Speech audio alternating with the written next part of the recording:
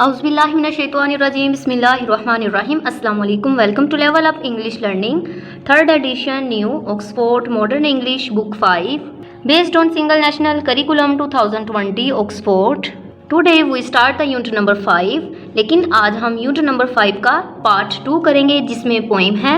इसके पार्ट 1 में collecting things की रीडिंग है और इसकी दूसरी वीडियो में इसकी एक्सरसाइज को सोल्व किया गया है, लेकिन आज हम इसका पार्ट 2 करेंगे जो कि पोएम है द स्काईलार्क। स्काईलार्क किसे हम कहते हैं? चुकोर को कहते हैं। रीडिंग स्टार्ट करेंगे, लेकिन हम इसमें जो तस्वीर बनाई गई है सबसे पहले बच्चों को वो दिखाएंगे। हम बच्चों को बताएंगे कि स्काईलार्क इसे कहते हैं जिसे हम उर्दू में चुकोर कहते हैं। यहाँ पे देखिए सबसे पहले क्वेश्चन है प्री रीडिंग। प्री रीडिंग का मतलब होता है पढ़ने से पहले। प्री रीडिंग पढ़ने से पहले मतलब जब हम पोइम स्टार्ट करेंगे उससे पहले हम इस क्वेश्चन को देखेंगे इसमें क्या बताया जा रहा है। Can you name any two birds? क्या आप दो परिंदों के नाम बता सकते हैं? डैट कैन सिंग, जो कि क्या है? गा सकते हैं। ठीक है, जो कि गा सकते हैं। वाई, पहले हमने क्या करना है? उनके नाम बताएंगे टू बर्ड्स के। ठीक है, इसमें वन क्वेश्चन ये हो गया। सेकंड क्वेश्चन है अब इसमें why do you think people like singing birds? कि आपके ख्याल में लोग जो गाने वाले परिंदे होते हैं उनको क्यों पसंद करते हैं? अब हमारे पास 2 क्वेश्चन है इसमें। फर्स्ट पार्ट में हम क्या करेंगे? बर्ड्स के नाम बताएंगे, दूसरे में हम रीज़न बताएंगे कि लोग इनको क्यों पसंद करते हैं। देखिए अब आंसर में लिखा है द कुकू। ठीक है, कुकू क्या होता है?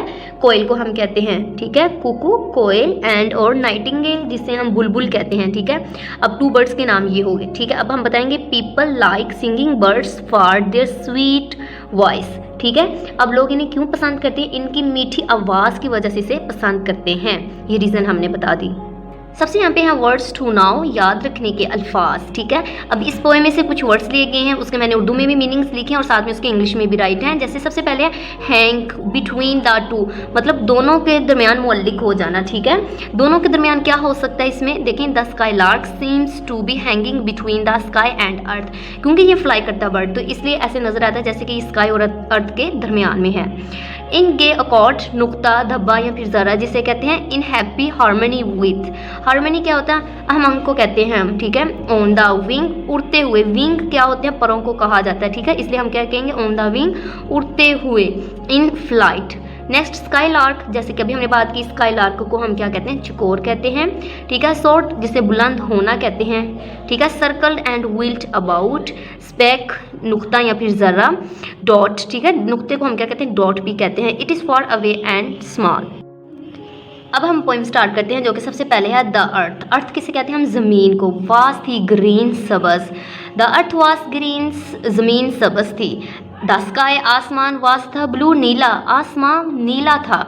आई सा, मैंने देखा, एंड और हर्ड, सुना, वन, एक, सनी मॉर्न। ठीक है, रोशन सुबह को। मैंने देखा और सुना एक रोशन सुबह को। एक स्काईलार्क, एक चकोर ने, हैंग बिटवीन द टू, जैसे वर्ड्स टू नो में भी था। ठीक है, कि एक चकोर दोनों के बीच मौलिक। सिंगिंग पीक, गाता हुआ। अबव द कॉर्न, मकई के ऊपर। अबव, ऊपर। द कॉर्न, मकई के, मकई को कहते हैं कॉर्न। ठीक है, मकई के ऊपर एक गाता हुआ नुक्ता। ठीक है, जैसे हम इसका मतलब क्या पढ़ा था? नुक्ता। अब इसका क्या मीनिंग होगा? ज़मीन सबज थी, आसमान नीला था, मैंने देखा और सुना एक रोशन सुबह को। एक चकोर दोनों के बीच मुअल्लिक, मकई के ऊपर एक गाता हुआ नुक्ता। आ स्टेज, स्टेज किसे कहते हैं? दर्जे को कहते हैं। बिलो, नीचे। आ स्टेज बिलो, एक दर्जे नीचे। इन गे अकॉर्ड, मसरूर आहंग में। ठीक है, वाइट, सफ़ेद। बटरफ्लाइज, तितलियाँ। Danced in the wing. ठीक है, सफ़ेद तितलियाँ उड़ते हुए नाचें। एंड और स्टिल, जब तक या तब भी। द सिंगिंग, गाता हुआ। स्काईलार्क, चकोर, सोट उठता गया और तब भी गाता हुआ चकोर ऊपर उठता गया। एंड और साइलेंट, खामोश, सैंक। एंड सोट द सिंग, और गाने के लिए ऊपर उठता गया। इसका क्या है? और खामोश होके उतरा और गाने के लिए ऊपर उठ गया। अब इन चारों लाइन्स का तर्जमा देख लेते हैं। एक दर्जे नीचे, मसरूर आहंग में। सफ़ेद तितलियाँ उड़ते हुए नाचे और तब भी गाता हुआ चकोर ऊपर उठता गया और खामोश होके उतरा और गाने के लिए ऊपर उठ गया। द कॉर्नफील्ड, कॉर्नफील्ड हमें किसे कहेंगे? मकई के खेत को। ठीक है, स्ट्रेच्ड, फैला हुआ। अ टेंडर ग्रीन, ग्रीन क्या होता है? सब्ज रंग को कहा जाता है। ठीक है, मकई का खेत हल्के सब्ज रंग में फैला हुआ था। टू राइट एंड लेफ्ट, ठीक है, बिसाइड माई वॉक्स, कि मेरे क्या दाएं और बाएं तरफ। आई न्यू, मैं जानती थी। ही हैड अ नेस्ट, घोंसला, अनसीन, अनदेखा, मैं जानती थी कि इसका एक अनदेखा घोंसला है। अनसीन किसे कहते हैं? अनदेखा, ठीक है, अनसीन, अनदेखा, नेस्ट, घोंसला। समवेयर, ठीक है, somewhere among the millions, star, star किसे कहते हैं? डंडियों को कहते हैं। मिलियंस, लाखों। अब इसमें क्या बताया जा रहा है? लाखों डंडियों के बीच किसी जगह। अब इन चारों लाइंस का क्या तर्जुमा होगा? कि मकई का खेत हल्के सबज रंग में फैला हुआ था, कि मेरे दाईं और बाईं तरफ मैं जानती थी कि इसका एक अनदेखा घोंसला है, लाखों डंडियों के बीच किसी जगह। अब लास्ट पैराग्राफ देख लेते हैं। एंड और एस आई पोस्ट, रुकी हुई, टू हेयर दिस सॉन्ग, इसका गाना, ठीक है, और मैं इसका गाना सुनने के लिए रुकी तो, वाइल, जबकि, Swift, Tej, the Sunny, Roshan, moments, लम्हे, स्लाइड, जबकि तेज रोशन लम्हे गुजरते गए। परहैप्स, शायद, हिज मेट, क्लास, साथी, सेट, लिसनिंग, सुनती रही, लॉन्ग, एंड और listened, longer then I did, शायद इसके साथ ही देर तक बैठी सुनती रही और मुझसे ज़्यादा देर तक सुनती रही। अब इन 4 लाइंस का क्या तर्जुमा होगा? और मैं इसका गाना सुनने के लिए रुकी तो, जबकि तेज़ रोशन लम्हे गुजरते गए, शायद इसके साथ ही देर तक बैठी सुनती रही और मुझसे ज़्यादा देर सुनती रही। अब इस पोएम में देखें किसका, स्कॉट क्लार्क का बताया गया है, ठीक है, जिसे हम चकोर कहते हैं। कि फिर इसमें क्या है? पोइटस। पोइटस क्या बताती है कि कैसे उसे उसका गाना क्या बहुत प्यारा लगा और उसका वो सुनने के लिए रुक गई, ठीक है। इसी तरह हम बच्चों को क्या करेंगे, पोएम को एक्सप्लेन कर देंगे, फिर हम इसकी रीडिंग स्टार्ट करेंगे। यहाँ पे ऊपर स्टार्ट पे क्या है? पोइटस जी, ठीक है, जो कि हमारी पोइटस है, यहाँ पे फीमेल है, तो उसके बारे में बताया गया है कि कैसे ये लंदन में बॉर्न हुई, फिर इसने पोइट्री शुरू कर दी जो कि टीनेजर में ही शुरू कर दी, फिर एक वे पॉपुलर क्या पोइटस बन गई, ठीक है। नेक्स्ट है अंडरस्टैंडिंग द पोएम, नज़म को समझकर पढ़ना। यहाँ पे आंसर क्वेश्चन है जिसके नोट्स रेडी किए गए हैं, उनको देख लेते हैं। क्वेश्चन नंबर ए है, वेयर वाज द स्काईलार्क, जो चकोर था वो कहाँ पे था? तो हम कहेंगे the skylark was flying in the air, कि जो चकोर था हवा में उड़ता रहा था, ठीक है, कि वो कहाँ था, तो हम ये बताएंगे इसको। नेक्स्ट क्वेश्चन बी है, ठीक है, हमारे पास who is listening to the birds song, कि परिंदे के गीत को कौन सुन रहा था? तो इसका आंसर हमारे पास the poet is listening to the birds song, के शायरा परिंदे के गीत को सुन रही है, ठीक है। कौन सुन रहा है? जो इसमें चकोर है उसके सॉन्ग को, तो हम कहेंगे शायरा इस परिंदे के गीत को सुन रही है। नेक्स्ट क्वेश्चन सी है, when does the skylark sing and when it is silent. अब इसमें 2 चीज़ें हमसे पूछी गई हैं कि चकोर कब गाता है और कब खामोश हो जाता है, ठीक है। इस क्वेश्चन में हमसे पूछा गया है कि सिंग कब करता है और साइलेंट कब हो जाता है। 2 क्वेश्चंस पूछे गए, अब हम इन दोनों का आंसर देंगे। The skylark sings when it is soars and falls silent when it is comes down, ठीक है, कि जब क्या होता है, वो कब गाता है? जब वो ऊपर उठता है तो गाता है, जब वो नीचे आ जाता है तो खामोश होता है। जैसे कि हमारी पोएम में बताया गया, कब वो सिंग करता है? जब वो ऊपर जाता है, और जब वो नीचे आता है तो क्या हो जाता है? साइलेंट, ठीक है, साइलेंट हो जाता है वो। तो इसका ये हमारा आंसर होगा। नेक्स्ट क्वेश्चन डी हमारे पास, which words and phrases in the poem tell us what time of year it is, make a list। कि क्या कहा जा रहा है इसमें, कि इसमें हमें ये बताएं कि इस नज़म में कौन से लफ्ज़ और कलमात हमें बताते हैं कि ये साल कौन सा वक्त है। उसकी क्या करना है, मैंने फहरिस्त बतानी है, ठीक है। वर्ड्स का कहा गया है बताएं, और फ्रेजेस का कहा गया बताएं, जो कि हमें बताता है कि इसमें कौन सा ईयर चल रहा है।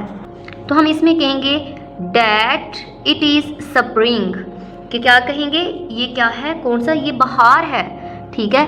Green earth, blue sky, Sunny more and tender green, ये सब क्या बता रहे हैं कि ये क्या है, बहार का मौसम है। सबज ज़मीन, नीला आसमान, रोशन सुबह, हल्का सबज, ये सब क्या बता रहे हैं, कौन सा मौसम है, कौन सा ईयर मतलब जा रहा है इसमें सीज़न, हम कहेंगे बहार का।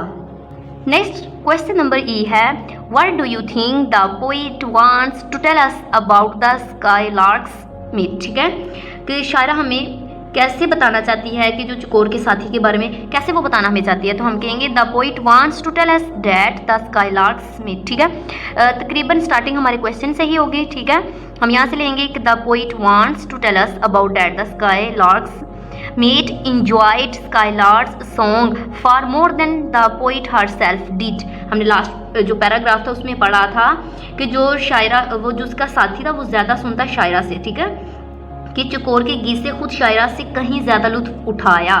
ठीक है, इसका ये आंसर होगा।